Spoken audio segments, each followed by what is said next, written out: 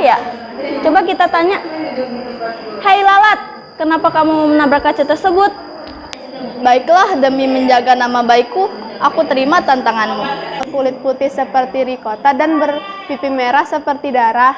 Jika kalian ingin tampil di next show, kalian harus berlatih dan satu hari akan ada satu murid yang tereliminasi.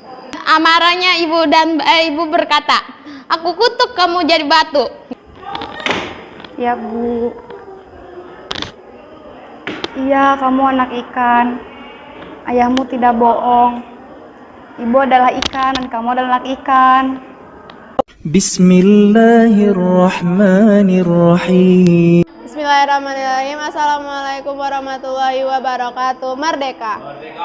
Perkenalkan, nama saya Zalfa Fadilah Hisana dan partner saya Indah Haira Anissa akan membawakan storytelling yang berjudul Putri Dambaan Hati.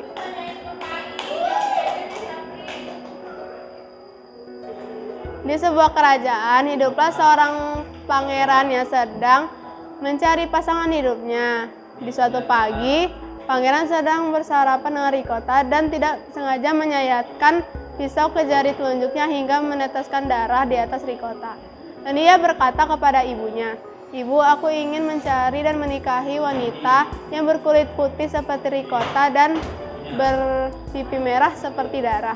Dan ibunya pun menjawab, "Di mana kamu akan mendapatkan perempuan secantik itu?"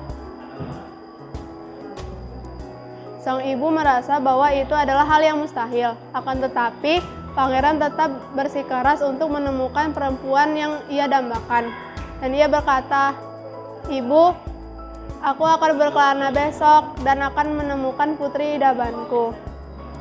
Dan keesokan harinya, pangeran pun berkelana ke pedesaan sendirian. Di tengah perjalanan, ia menemukan seorang nenek dan bertanya kepada nenek, "Nenek, apakah kamu tahu di mana aku bisa menemukan perempuan berkulit putih seperti rikota dan berpipi merah seperti darah? Apakah itu hal yang mungkin?"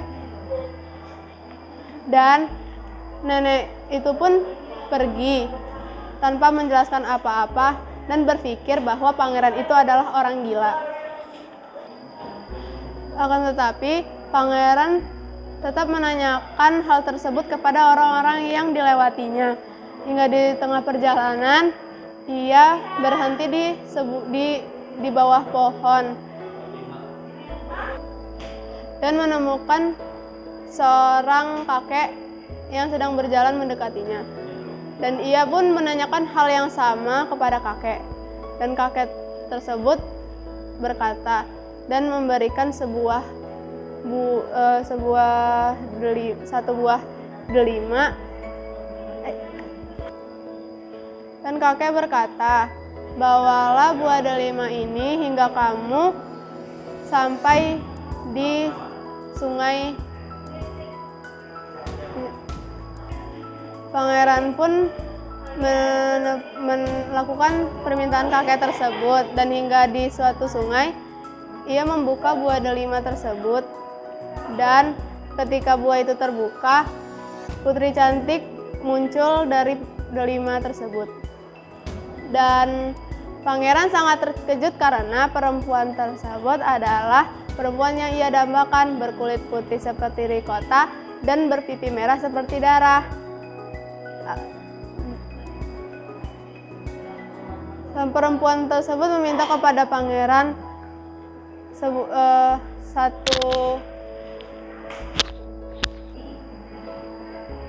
Perempuan tersebut berkata, "Aku membutuhkan air."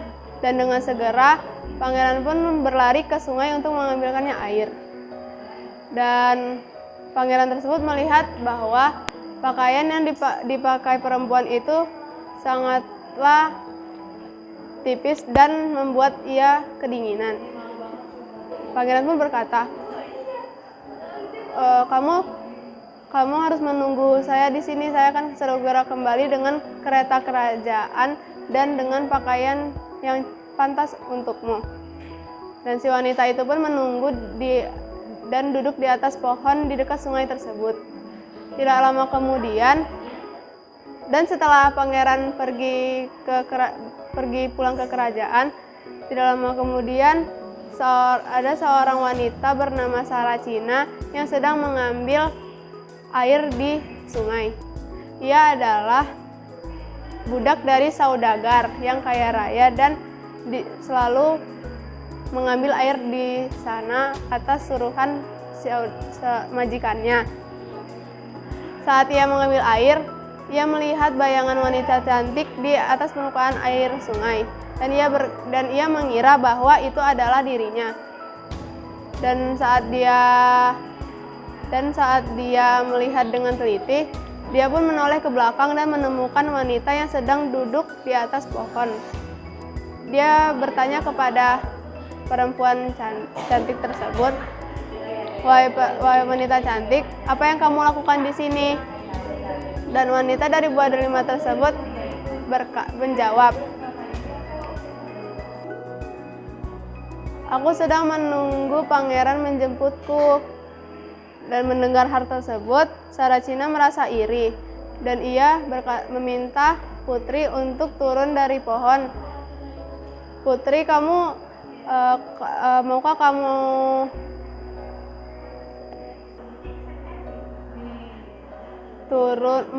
kamu turun untuk aku ikatkan rambutmu dengan susuk ini?"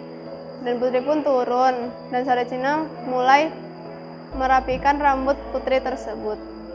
Dan dengan niat jahatnya, ia menusukkan susuk tersebut ke telinga putri hingga putri tersebut meninggal dunia. Dan darah dari telinga putri menetes di atas tanah dan menjadi burung dara yang terbang ke alam bebas. Dan Saracina tersebut menggantikan duduk di atas pohon seolah-olah ia adalah putri delima tersebut. Dan tidak lama kemudian, sang pangeran datang dengan kereta kerajaan dan membawa pakaian untuk sang putri. Saat pangeran menghampiri putri, ia melihat perbedaan dari wajah putri yang pertama dan wajah putri yang sekarang. Ia bertanya, "Wahai putri, kenapa wajahmu menjadi hitam?" Dan si Saracina menjawab, "Aku lelah menunggu di sini sendirian dan karena terik panas matahari, kulitku menjadi hitam." Dan pangeran pun dengan mudah percaya dan membawa Saracina ke kerajaan dan mempercayai bahwa itu adalah putri delima. Akhirnya mereka pun menikah, dan tidak lama kemudian burung dara dari darah putri delima yang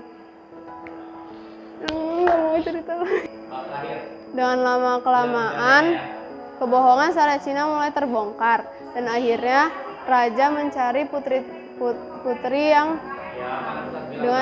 yang sebenarnya, dan ia menemukan bahwa putri tersebut adalah jelmaan dari burung dara yang sering menghampiri kerajaan. Dan akhirnya Saracina pun dihukum oleh pangeran, dan akhirnya pangeran menikahi putri delima yang sesungguhnya.